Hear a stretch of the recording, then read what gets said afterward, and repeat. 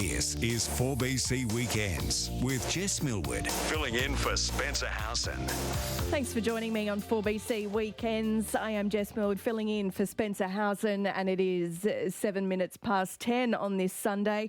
Today, some really interesting news around in relation to home design in flood-prone areas. We've heard that several councils across Queensland are pushing for more powers, which would enable them to ban slab-on-the-ground developments in low-lying locations. It's being led by Townsville City Council and the Mayor up there, Jenny Hill. But Brisbane Lord Mayor Adrian Schrinner says he would support such a move to have homes raised up on stilts if they are in flood-prone areas. Have we forgotten why a Queenslander is a Queenslander? They're built up high so that they don't flood. And so often now we're seeing homes built down on the ground.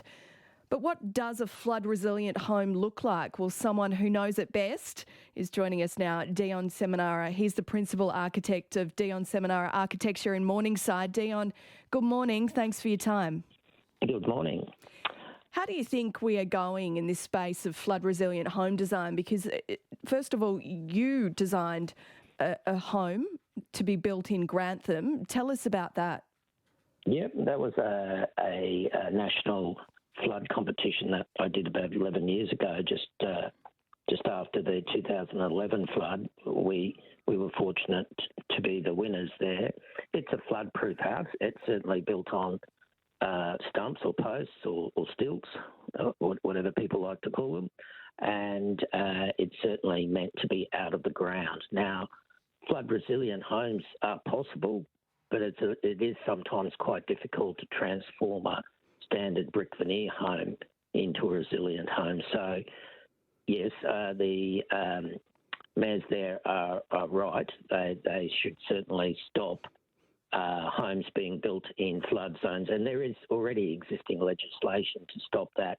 But the tragedy of it all is that there are all the past people and the poor choices of councils and state governments from the past that have left people, unfortunately, not high and dry.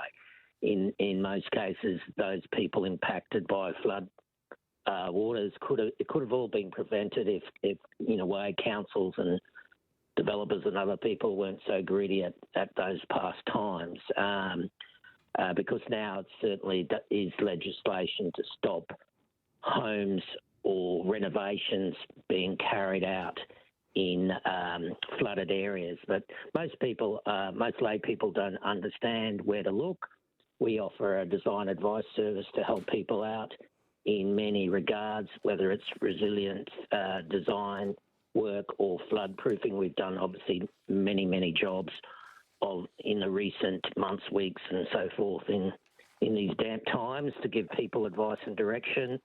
And there's certainly solutions out there and directions. But, yeah, for new builds, there is already legislation that stops homes being built on ground or even prevents houses being built full stop in certain locations. And it would be good for councils and state governments to acquire people's homes that were built in horrifically poor areas. And that would be certainly a good move for those governments.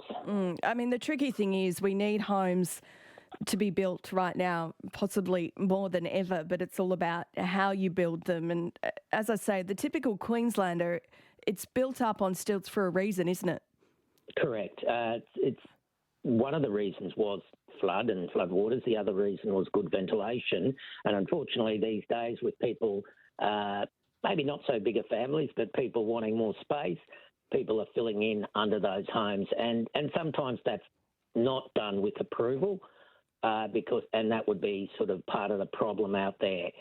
If your home sits across or is beside a creek or what's called an overland flow path, sometimes these overland flow paths haven't been identified. I did come across a couple in Virginia where their home has flooded underneath, but it is not in any identified overland flow path. So that's where the water goes across the land rather than it's not coming from a creek or a river. And so unfortunately, we often have to recommend people get flood studies done to investigate certain outcomes in their area if the councils aren't forthcoming with information. So unfortunately, it's a bit of an extra cost, but it's certainly way cheaper than having your whole house destroyed in a flood. Certainly is. We're getting a few texts through on the line, 0499 882. One is from Joy, and she said, but older people or disabled people can't do steps and they need a lift put in. Council and government just need to stop putting houses on floodplains while they're getting flooded. I mean, is there, obviously homes on stilts, you need stairs to get into them, right? Is there anything that can be done in designing these homes to make them more user-friendly in that regard? Oh, yes. We obviously, we do put in for homes where there's people with disabilities and so forth. We put in lifts and other things, but again, you still have to be able to afford that. Yes, you still have to be able to afford it. Look, the clear solution is that homes that are very close to water sources and get flooded continuously, the government does have to step up and acquire those properties at market value so that people can go off and buy homes elsewhere. That is, unfortunately, the solution that has to occur now because previous governments have made poor choices and allowed subdivisions to occur in flooded zones. There is certainly no solutions for those homes that are getting flooded continuously. That there is no solution, full stop. So because you need to, just for health and safety, you need to be able to access properties all the time.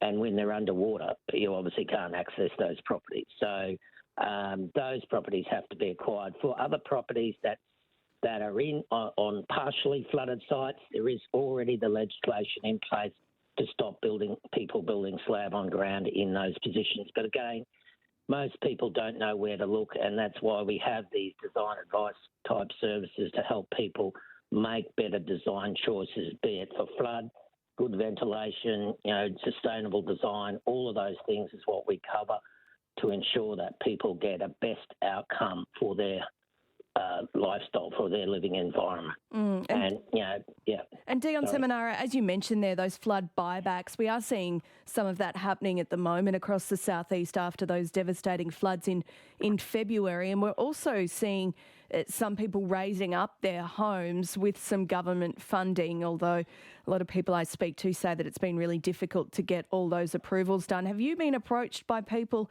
that are now raising up their homes after February? Oh, definitely. That's certainly a big thing.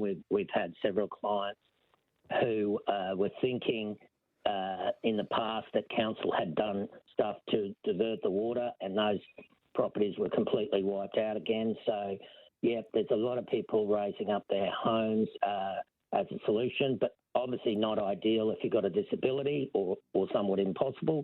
So for situations where there is no solution, that's certainly where the government have to step in. So, but it is all about homeowners understanding what they can and can't do, and this is where we find the issue is a lot of homeowners think I've got a building project, I need to go to a builder. Those builders often sort of don't do, often they're pushing standard slab on ground and other things like that.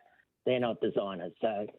So homeowners need to come to architects who do homes to get the right advice from day one. And those design advice services are very entry-level services, so everyone has access to those.